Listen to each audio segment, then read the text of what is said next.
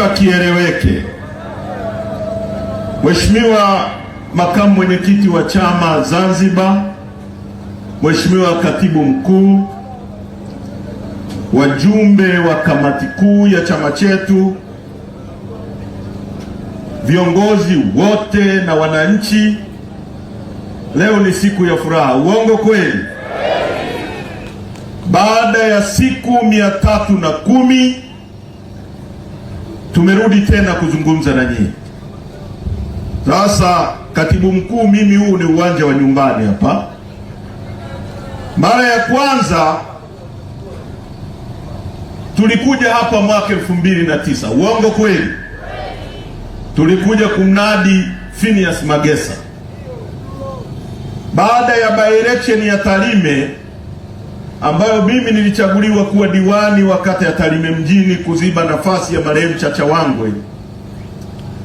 Alikufa hapa mbunge wa zamani wa jimbo hili anaitwa Kabuzi Rwiromba. Uongo kweli? Na tulikuja hapa, tulikaa pale karibu na ile jengo lile. Wakati huo hakukuwa na ghorofa hata moja Katoro, kilikuwa kijiji, na tulikaa hapa kwa mwezi mzima, na ninaamini mpaka kesho kwamba Magesa Phineas alishinda ubunge, lakini kwa sababu zile zile za wizi wa uchaguzi, za uharibifu na kutokuheshimu kauli za wananchi, hatukufanikiwa kutangazwa. Baada ya hapo mimi nimekuwa narudi hapa Katoro mara nyingi, na mara ya mwisho nilifanya mkutano hapa wa no reforms no election, na ulikuwa mtiti kama huu. Sasa leo si mmezidi kidogo, leo mmetisha zaidi. Piga makofi. Sasa hakuna kitu CCM wanaogopa kama nyie kujitokeza kwa wingi namna hii, kwa sababu haya sio mapenzi kama alivyokuwa anasema Lowassa, haya ni mahaba. Chama ambacho wamekuwa wakikifungia, wakikitengenezea vikao, tukipiga kipyenga hakuna pa kudondosha pini, sio? Sasa walimkamata Mheshimiwa Tundu Lissu, wakaamini kwamba baada ya kumshikilia Tundu Lissu chama kitakufa, na walisema kabisa. Leo ni siku 400 na kadhaa, chama kimekufa au kinazidi kuwa na nguvu zaidi? Wakatuondoa kwenye uchaguzi. Hapa tulipo hatuna diwani hata mmoja, hatuna mbunge hata mmoja, lakini sisi tuna wananchi, tuna nyie. Wagiriki wanasema vox populi vox Dei, sauti ya wengi ni sauti ya Mungu. Sisi tuna sauti ya Mungu. Sasa wao wana wabunge wote wa mchongo, wana rais ambaye hajachaguliwa, ni rais haramu, lakini wakitaka kuitisha mkutano hata walau wapate robo kama hii, shule zinafungwa, masoko yanafungwa, watu wanasombwa kutoka si Mpanda, si wapi, lakini sisi hii ni Katoro peke yake. Uongo kweli? Sasa waandishi wa habari mpande hapo, wanamstaki kutuletea maneno, baadaye msie mkasema kwa sababu niliona wanatuma message kwamba Chadema wametishia wafanyabiashara, wamefunga maduka eti ndio wamekuja kwenye mkutano. Wewe si nani? Askari si mko hapa? Kuna mtu tumemtisha? Hata wewe umeona wamekuja wenyewe. Uongo kweli? Sasa ndugu zangu wa Tanzania wa Katoro, nataka niseme mambo kama 4 ya msingi sana. Jambo la kwanza, amelizungumza katibu mkuu kwa kirefu sana. tunajua na nyie mnajua kwamba Lissu sio muhaini. Mnajua na sisi tunajua kwamba chama chetu cha demokrasia na maendeleo hakiamini kupata madaraka kwa njia yoyote ya mkato. Tunaamini kupata madaraka na tunayahitaji, kwa sababu kuna wakati wanakuwa wanasema wanataka madaraka, kumbe hapa tunafanya nini? Tunaimba kwaya hapa. Ndio tunataka madaraka, wana uchu wa madaraka. Sasa yani CCM wanasema sisi tuna uchu wa madaraka. CCM wako madarakani tangu mwaka 61, miaka 65, wameshindwa kila kitu. Hata wewe nikikuuliza ni kitu gani kimoja wamefanikiwa? Kimoja. Ni shule, ni barabara, ni maji, ni umeme, ni hospitali.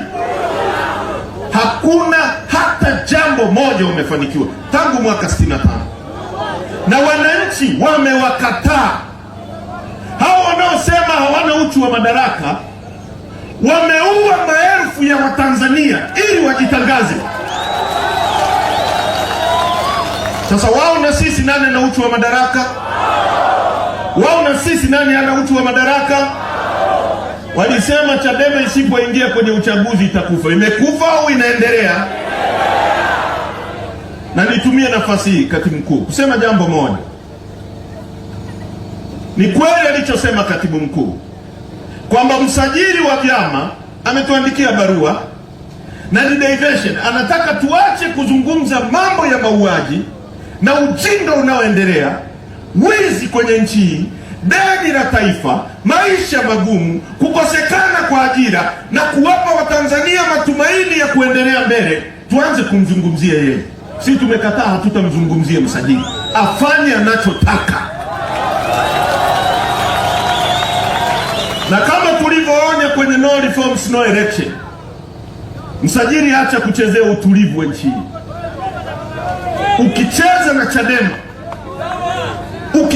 na Chadema, jaribu uone.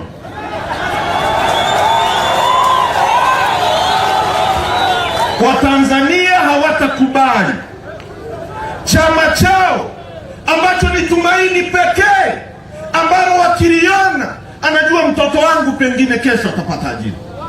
Chama chao ambacho anajua kikiingia madarakani kitawarudishia madini mikononi mwao wachimbe. Chama chao ambacho anajua kesho kutwa kikiingia madarakani kitawapa ardhi ya kulima.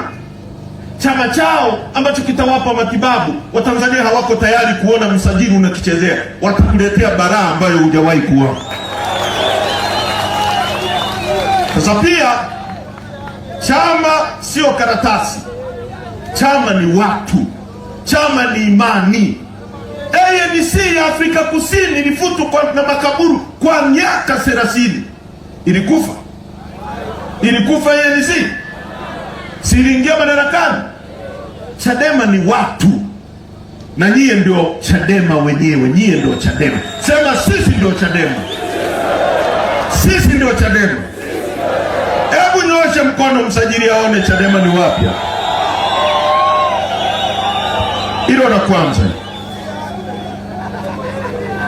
Hilo tumeliacha na hatutalizungumza tena. Tumemwachia yeye afanye anachotaka. Mwaka jana tulipochaguliwa, tuliweka msimamo hadharani kupitia mkutano mkuu na tukautangaza. Tukasema tuko tayari kuona kwanza mabadiliko ya sheria za nchi hii yanafanyika, ili tuingie kwenye uchaguzi ambao meze inalingana. Kwa miaka yote tumeenda kwenye uchaguzi kama mechi ya Simba na Yanga nilivyowatolea maelezo hapa. alafu refa anatoka upande mmoja. Tukasema sisi hatutakubali. Mwenyekiti wetu akatuongoza baada ya kuchaguliwa mwaka jana. Katika harakati za kumnyamazisha, wakamkamata tarehe 9 mwezi wa 4, wakamweka ndani. Tukaenda nchi nzima, tulienda kuzuiliwa. Tuko Tabora, tuko na katibu mkuu, tuko na Kinalema na wengine wote, tukisema no reforms no election, na tukaonya. Bahati mbaya nchi hii, mtu anakuambia hapo kuna shimo utadumbukia, na chawa anakuambia kwamba endelea tu, hiyo barabara inanyoka. Alafu ukiingia shimoni unataka eti umshughulikie yule aliyekuonya. Hivi kati ya yule aliyekupa onyo na chawa, nani anapaswa kushughulikia kwa yale yaliyojitokeza? Waswahili wanasema asiyesikia la mkuu, na kwenye nchi hii mkuu ni Chadema. Kama tunapoendelea kuonya tena kwamba kuna crisis, kama hawa watu hawatabadilika. Mimi nimeambiwa tangu majuzi kwamba na wewe wanataka wakukamate, wakubambikie kesi ya uhaini. Nataka nimwambie Samia, niko tayari. Sitakimbia nchi yangu. Hakuna siku hata moja nitakimbia nchi yangu, haipo. Kwa sababu mimi naamini katika demokrasia. Hoja, mpira uchezwe mezani. Kama hamkujifunza kwa yale mliyoyafanya tarehe 29, inaonekana bado mna kiu ya kuumiza Watanzania. Na mimi nawaomba wananchi, sisi hatuna polisi, sisi hatuna jeshi, sisi nguvu yenu ni nyie. Nguvu yetu ni nyie. Kama tusingekuwa na nyie, pengine mimi ningeambiwa nikimbie, lakini kwa sababu yenu najua hamtakubali tuendelee kuonewa. Ndio maana nimekuja kwenu kujitokeza kuzungumza nanyi. Nchi hii iko mahali pabaya, ndugu zangu. Wamekwenda kwenye kitu kinachoitwa uchaguzi. Wameua watu, maelfu ya watu. CNN inasema kuna makaburi ya halaiki za watu. Ripoti ya CNN, bajeti yake kwenye taarifa za kiuchunguzi ni zaidi ya bajeti 10 za Tanzania. Wanatumia satellite na equipment za kisasa zaidi. Wamesema kuna makaburi ya halaiki ya watu. Kwa sababu ya negligence, wameingiza nchi yetu kwenye doa. Wameua watu kwa sababu tuliwaonya, hawakusikia. Badala ya watu kurudi nyuma, kuretreat na kuona tumefanya kosa na kusema tumekosea na kusema Watanzania poleni, njooni tukae tuyamalize, bado wanataka kuendeleza mambo yale. Wazungu wanasema speed is useless when you are lost. Yani speed haina maana kama umepotea njia. Yani wewe unatakiwa kwenda Geita. Barabara ya kwenda Geita wote tunaijua ni hii hapa.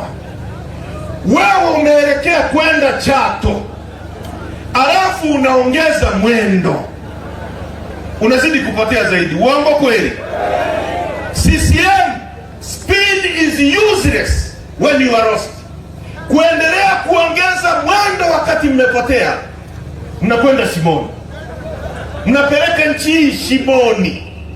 Kuna mataifa mengi ikiwemo Ivory Coast iliyokuwa inaitwa the Geneva of Africa, nchi iliyokuwa na Liberia ulikuwa unaenda. Wale vijana, nilikuwa naongea na mzee Jenerali Ulimwengu, ananiambia amekwenda Liberia, ametumwa not Liberia, nchi gani ile? Nitaikumbuka. No, not in Algeria, nitaikumbuka. amekwenda kule, unakwenda club, kijana unakwenda club, unamwona binti yuko na mshikaji wake, unampenda, unamwambia yule mshikaji, bwana, unajua mimi ni mgeni hapa,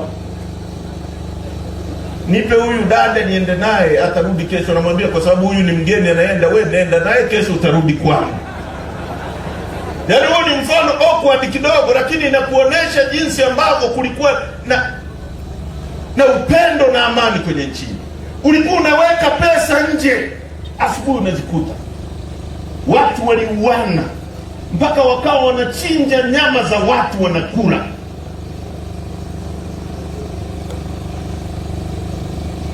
Tusiende. Na sisi tunawaona CCM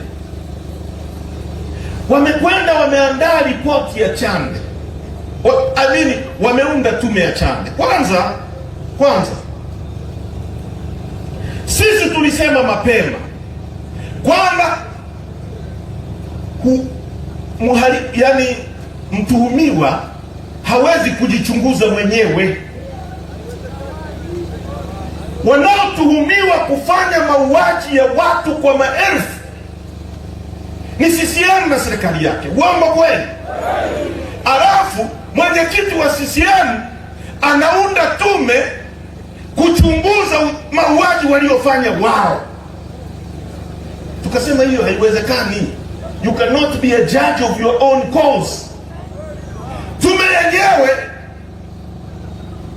imechukua civil servant wa staff tupu, yaani watumishi wa umma wenye viapo wa staff moja, majaji wakuu wawili, Saidi Mwema aliyekuwa IGP.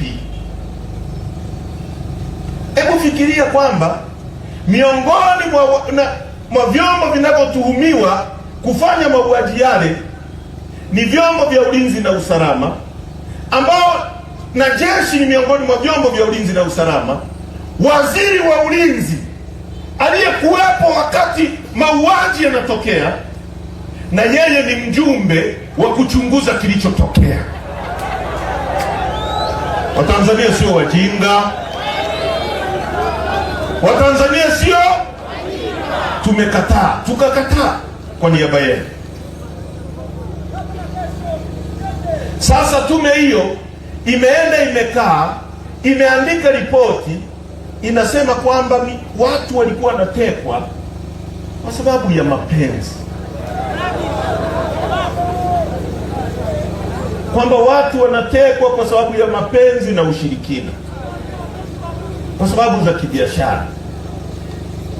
Mzee Ali Mohamed Kibao aliyekuwa mkurugenzi wetu wa ulinzi, mtaalamu wa masuala ya hamasa, ameshushwa kwenye gari mchana kweupe,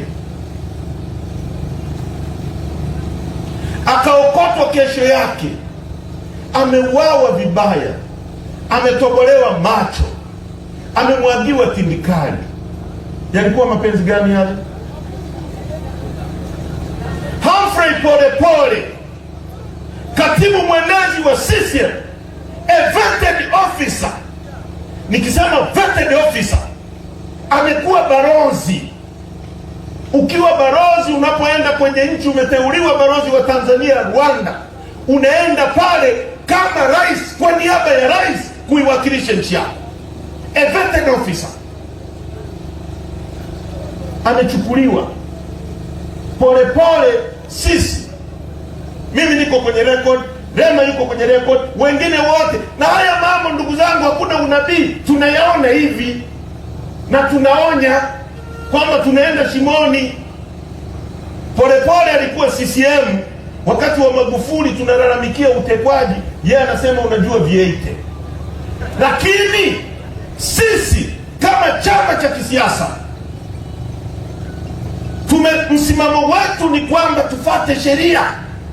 Hata adui yetu tunayemchukia hatutaki atekwe, apotezwe, hatutaki auawe kinyama. Kama na makosa ashtakiwe kwenye mahakama. Watanzania, hebu fikiria hivi.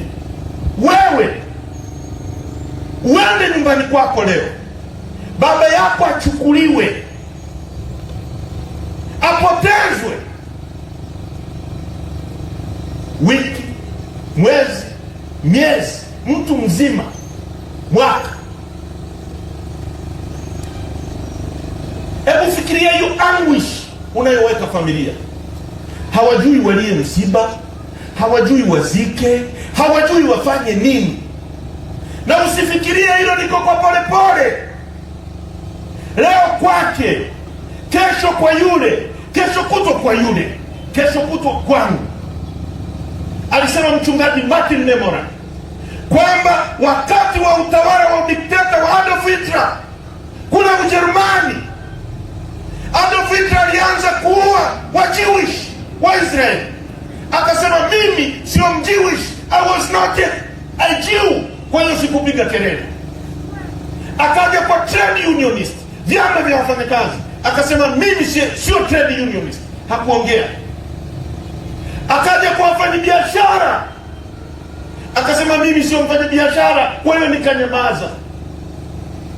Akaenda kwa watumishi, alipogeuka kuanza kushughulika na viongozi wa dini, alipogeuka nyuma akajiona amebaki peke yake. Kwa hiyo nukuu ya Martin Nemora ambayo na Wamarekani wameikopi, wanasema I am my brother's keeper, mimi ndio mlinzi wako, wewe ndio mlinzi wangu. Wamarekani wamekopi hiyo. Wakiona mwenzao mmoja anaonewa, ni Marekani nzima imeonewa.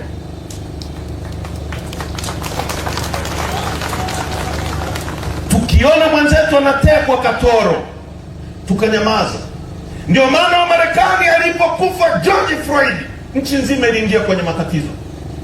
Ukiona Mawazo anauawa mbele yako, ukasema mimi sio Mawazo, sio binamu yake, sio mjomba wake, hayanihusu, kesho atamuua mtoto wake.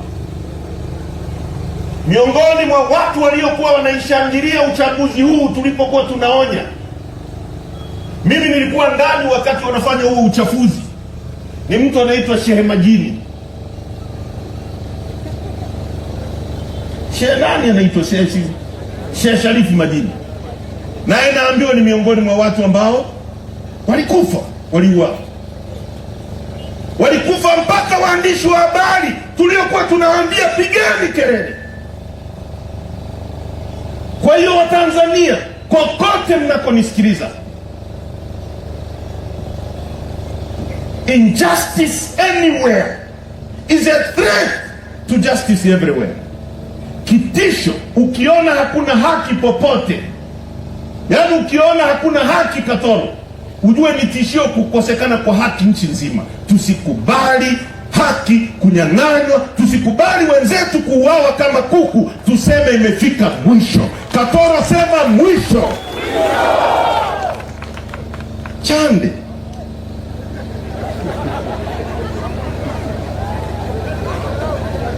anaongea uongo kuhusu vifo. Wamesema wenyewe kwamba waliouawa ni watu 518.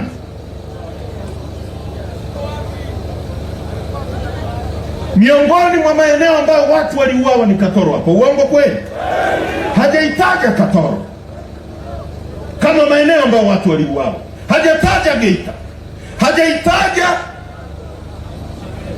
Sengerema, hajataja Tarime, hajataja sui kule Tunduma ambako pia watu waliuawa. Maana hiyo ripoti ni ya uongo. Ndio maana sisi msimamo wetu, hatutatoa ushirikiano na hatukutoa ushirikiano kwa tume yoyote iliyoundwa na mtu ambaye anatakiwa kuchunguzwa. Tunataka tume huru ya kimataifa ambayo haina upendeleo ije kuchunguza kilichotokea Tanzania na tuchukulie hatua watu waliofanya haya mambo. Damu ya wenzetu, nataka niwahakikishie, hakuna siku Chadema itanyamazia uovu mkubwa uliotokea. Na nataka niwaambie ndugu zangu, huwezi kuua halafu mambo yakaisha. Kaini alipomuua ndugu yake Abeli, Mungu alimwambia mambo matatu: hautakuwa na amani, hata ukilima hutapata mazao. Uongo kweli? Na jambo la tatu la mwisho, popote unapokwenda utawekewa haramu. Hao watawala dhalimu wana amani hao? Wana amani hao? Nchi hii uchumi mmeona unavyoharibika. Yale mazao Mungu aliyosema hata ukilima hayatakuwa. Leo nchi iko kwenye crisis. Hali ya uchumi ni mbaya. Maisha yamekuwa magumu. Ripoti ya Chande uongo tu. Na juzi Chande anasema watu waliouawa wengine walilipwa mpaka milioni 5 kuandamana. Mtu wa Katoro hapa ambaye amenyang'anywa shimo ambalo alikuwa anakula, amekabidhiwa Mchina, alihitaji nani amlipe ili aandamane hapa Katoro?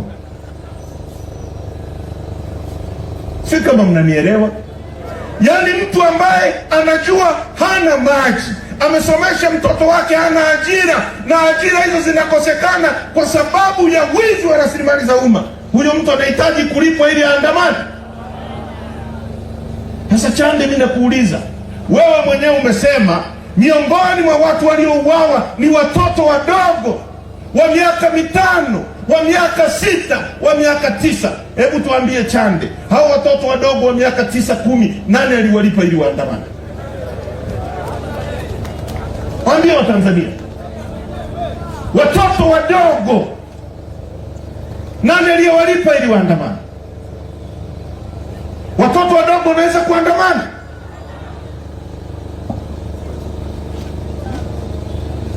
Halafu jambo la mwisho kwenye hilo kwa leo, ili niingie kwenye mambo mengine. Bunge la Umoja wa Ulaya limeomba kuingia Tanzania, ambayo ni kamati ya haki za binadamu ya Bunge la Ulaya, imeomba kuingia Tanzania kuja kuchunguza kilichotokea. Mara ya kwanza wakasema tumeunda tume nini ya kwetu, wamewaachia, wamemaliza. Juzi wametoa taarifa, wamesema wamewazuia wasiingie kuja kuchunguza. Sasa nyie mnasema mmemaliza uchunguzi, sasa mnaogopa nini mtu mwingine kuja kuchunguza kilichojitokeza? Watanzania tunataka Bunge la Ulaya waruhusiwe kuingia Tanzania na waone kilichojitokeza, wasaidie kuiambia dunia. Sasa nimeona Msigwa, Grayson Msigwa anatoa macho, anaongea kama anatufokea. Sisi sio watoto wako bwana Msigwa. Fokea watoto wako na mke wako. Sisi ni nchi huru. Hakuna nchi huru duniani inayoruhusiwa kuua an innocent civilian. Wewe ni raia wa Katoro, ni raia wa Geita, ni raia wa Tanzania, ni raia wa dunia. Tumesaini mikataba ya kidunia inayohusu haki za binadamu. Kwa hiyo dunia, nataka niwahakikishie, haitakaa kimya kwenye hili jambo, na sisi Chadema tutaendelea kusukuma Ulaya na tutaomba wawafungie misaada. Tutakata kila mlija mpaka watakapokubali mambo haya yafanyike kwa uwazi na dunia ione. Kwa hiyo tunaendelea kusisitiza, tunataka mambo haya yachunguzwe. Na msituambie sio nani alifanya. Kwani nani aliyezima internet kwenye nchi hii watu wakauawa? Kuna mtu wa Chadema hapa anaweza kukomandi TCRA izime internet? Natuambie mimi. Sisi sio watoto. Waliozima internet ndio walioagiza watu wauawe. Kwa hiyo hatukubaliani na hiyo ripoti ya Chande pamoja na uovu wake. Samia amesema ile ripoti ni mali yake binafsi. Sasa msimamo wetu wa chama ni kwamba Watanzania wanataka hiyo ripoti iwekwe hadharani ili waone uongo uliomo ndani ya hiyo ripoti. Pamoja na kwamba haikubaliki, haijatumia fedha za Samia Suluhu Hassan, imetumia kodi za Watanzania. Tunataka iwekwe hadharani, Watanzania wapitie na wajue kilichomo na tuweze kuizungumzia vizuri. Tunaelewana ndugu zangu? Tunaelewana vizuri? People! Jambo la pili, nchi hii kuna wizi mkubwa unaendelea. na Watanzania mnaumizwa. Na sisi tumesema hatua ya kwanza ya chama chetu, tumeanza mikutano ya hadhara. Tutakwenda nchi nzima kumobilize na kuamsha chama, na tukiwa na demand free Tundu Lissu na katiba mpya. Na tunataka hali ya maisha ya Watanzania irekebishwe, barabara zilizoharibika zirekebishwe, Watanzania watembee pazuri. Ajali zinatokea kila siku, watu wanapoteza maisha kizembe. Hiyo ni hatua ya kwanza, tutazunguka nchi nzima. Tusiposikilizwa, tumesema wazi, tutaenda hatua ya pili, na hatua ya pili ikiwemo maandamano. Na nataka niliweke vizuri hili. Kuna watu wakisikia maandamano wanatishia watu kwamba maandamano. Maandamano yameruhusiwa kwa mujibu wa katiba yetu. Maandamano sio uhaini. Uhaini ni mtu kujichagua mwenyewe, kuua watu na kujiweka madarakani. Huo ndio uhaini. Juzi waziri mkuu mstaafu, jaji wa mahakama kuu, mwanasheria mkuu wa serikali iliyokuwa ya waadilifu ya Mwalimu Nyerere amesema Samia Suluhu Hassan alichaguliwa na Tume ya Taifa ya Uchaguzi, hakuchaguliwa na Watanzania. Mlimsikia Warioba? Hamkumsikia? Sasa mkamateni na Warioba sasa. Si kila mtu anayesema wanamkamata. Hivi hawa watu wanamtishia mpaka mzee Warioba, mzee wa miaka 92. Nchiko yani nchi iko inayumba. Msigo anasema tuko kwenye vacuum. Kwani vacuum ni nini? Bei ya mafuta Tanzania leo kwa lita moja hapa Katoro ni shilingi 4,500. Uongo kweli? Kisingizio vita ya Mashariki ya Kati, si ndio wanasema hivi? Bei ya diesel hapa ni karibia shilingi 4,600. Uongo kweli? Kisingizio vita ya Mashariki ya Kati. Kwenye kila lita moja ya mafuta, ndugu zangu wa Katoro, kuna kodi na tozo mbalimbali za serikali 18. Kuna kitu kinaitwa damage cost, evaporation fee, railway levy, sijui ukimwi, vitu chungu mzima.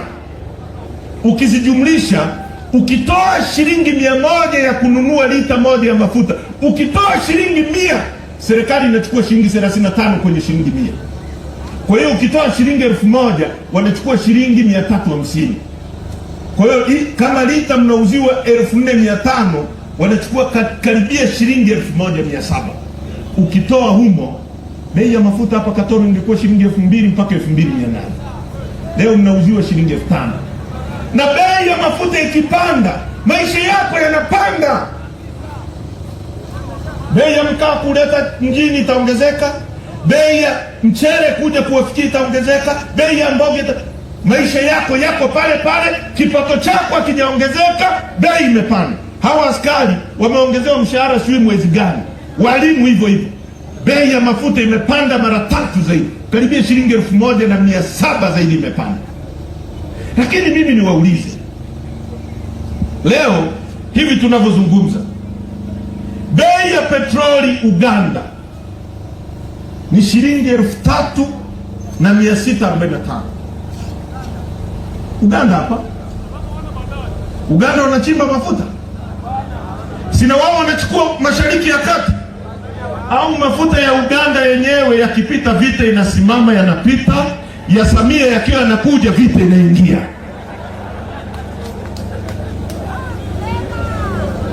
Bei ya diesel Uganda ni shilingi 3,552 hivi tunavyozungumza.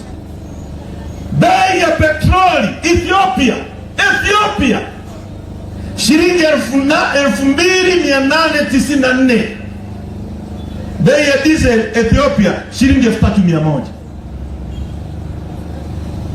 Bei ya petroli Burundi shilingi 3,608. Burundi. Bei ya diesel Burundi shilingi 3,500.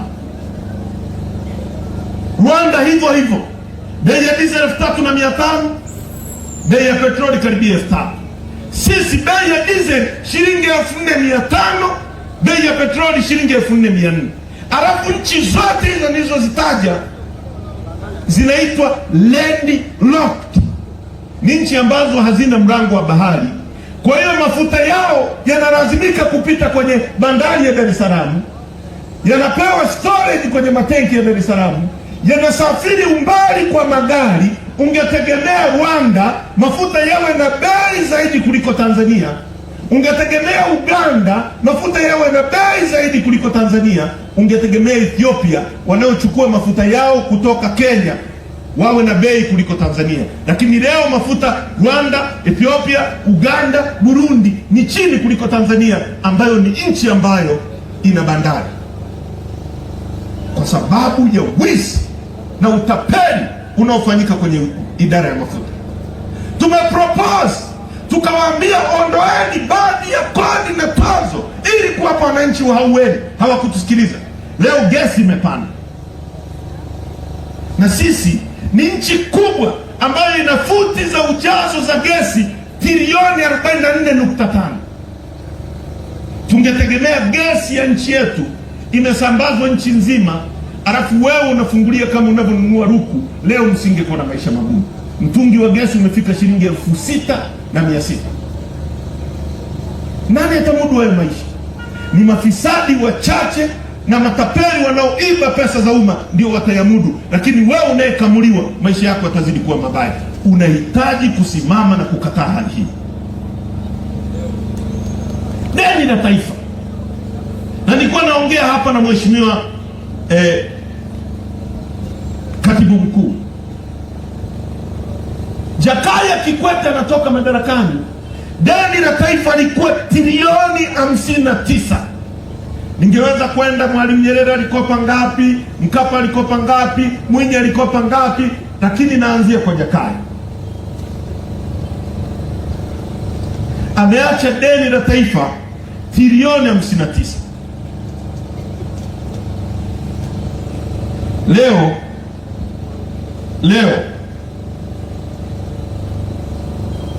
deni la taifa limetoka trilioni 59 mpaka trilioni 110 kwa chini ya miaka 10 ambayo hao watu wamekaa madarakani. Marais wote waliopita wamekopa trilioni 59 wao ndani ya miaka miwili. Ukiunganisha Magufuli alikopa kidogo na tunaweza kuieleza, ndani ya miaka mitatu ya huyu mama deni limefika trilioni 110. Sasa kuna miradi, wanaweza kusema kuna miradi. Mradi wa SGR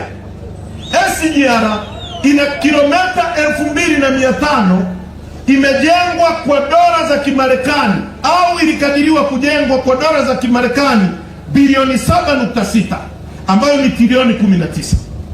Bwawa la Mwalimu Nyerere dola bilioni 2.9, ambayo ni trilioni 6.5. Daraja la Busisi milioni 260 milioni dola, ambayo ni bilioni 717. Daraja la Tanzanite pale Dar es Salaam milioni 127 za Kimarekani, ambazo ni bilioni 330. Ndege zote bilioni 1.4 pesa za Kimarekani, trilioni 3.6 pesa za Kitanzania. BRT zile mnazosikia mwendo kasi,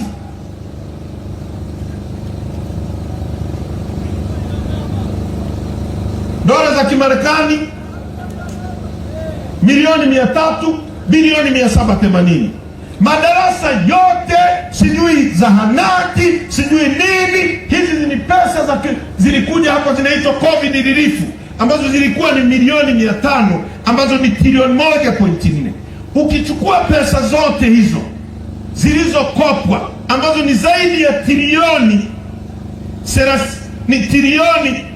yani bilioni 100, bilioni 13 US dollar, ambazo zilikuwa zimetumika, ukizijumlisha zilizotumika ni bilioni 13 za Kimarekani, ambazo ni sawasawa na trilioni 34.